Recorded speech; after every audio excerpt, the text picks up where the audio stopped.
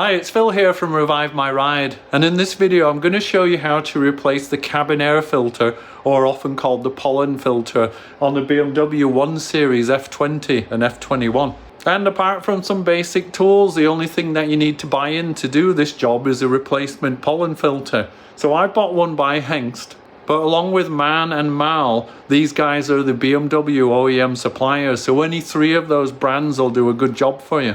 Now don't be fooled by me having the bonnet up, I'm actually just doing some other work at the same time. In order to change the cabin filter, you actually access the inside of the car on the passenger side, so let's go do that now. So the cabin filter or pollen filter on a BMW F20 is under the glove box, and in fact it's under this panel here. And this panel's held up by two 10mm bolts, one on each side. And sometimes they're Torx screws on certain models, I don't know why. So here's the first one on the left-hand side. So just get a 10mm socket onto that and spin it out. And then just move to the other side as well. That one there.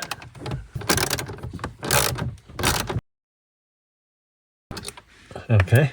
And now this panel just pulls down, so it's got clips, and you're best starting at one side and then just working your way over to the other side. Comes down pretty easily. Yeah, so here you can see that's the left hand side one that we were popping loose, and that's the one on the right over there. Now we actually have to remove this panel completely in order to get access to the cabin filter, which is just up here. And you can see there's an electrical connector coming to this SIG lighter or 12 volt socket. So I just need to grab hold of it and pull up and wiggle. There we go. Now in the background here you can probably see that there's a little interior light which has an electrical connector on it. And what you can do is just start pulling this towards you gently, and that'll give you a little bit better access to get to this now. And then that just pulls out. Don't have to squeeze anything or anything like that. And we'll just remove this panel now out of the way.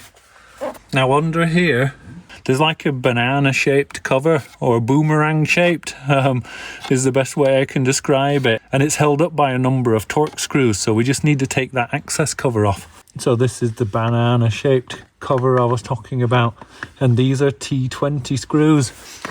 So I'm just going to get in there and I'll start undoing those.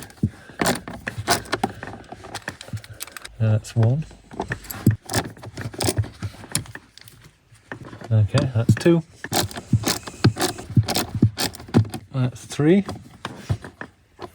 You see this little tab here? You just need to push on it this way, which is towards you, just to make it stop grabbing the edge of the cover. There we go. And you can just let that hang down now. Now this is the cabin filter now that you can see here, the bottom of it. And you can see that it's been shaped to match this enclosure. But you just grab hold of it and then just pull it down. And this one's pretty filthy. Can you see inside all the louvers? So it looks like it probably hasn't been done before. My car's on 60,000 miles. So it's worth just having a look at this filter so you can see that it's profiled in quite a lot. So when you're squeezing your new element in, you'll have to be prepared that you have to push it in quite firmly. And also it was shaped a little bit like that, so the new element, I'll just curve it a little bit before I start trying to install it. Okay, so this is the new cabin filter for our BMW F20, so I'm just going to grab it out of this box. And interestingly, it came with some instructions, so it actually shows you all the stuff I'm showing you in this video, but it's easier watching a video, right? So I'm just going to gently curve this just a little bit to get it ready, and then we'll see if we can stuff it up into that hole. Get it in at one side first.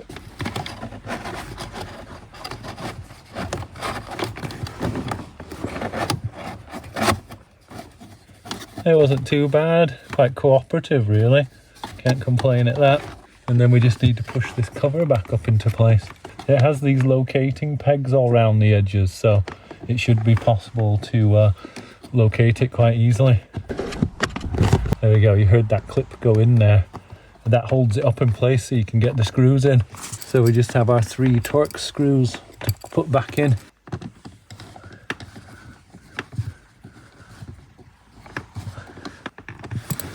Okay, regarding putting it back, just note that there's a little tab at that side, and then if we just go to the other side, there's another one there, and these correspond to some tabs that are underneath here, so you can just see it at the back there. And then the other one's a little bit harder to see, but hopefully you can just see it here. So that's what I'm going to be lining up the cover back into when I lift it back in. So I'm just going to plug this these electrical connectors back in just while I have really good access. So that one goes in at the back, and then that one just pushes onto the cigarette lighter. And now I'm just going to lift it up onto those tabs that I showed you. Okay, so that's on. And now we just have to guide it onto those little clips. So one on the right, one in the middle, and one on the left. And you can see the slots that they go up into, so just make sure you line them up as you're pushing it up into place. Okay, so that might look like it's hanging down a little bit at the moment, but the bolts will pull that up. So this is the first of the 2 bolts.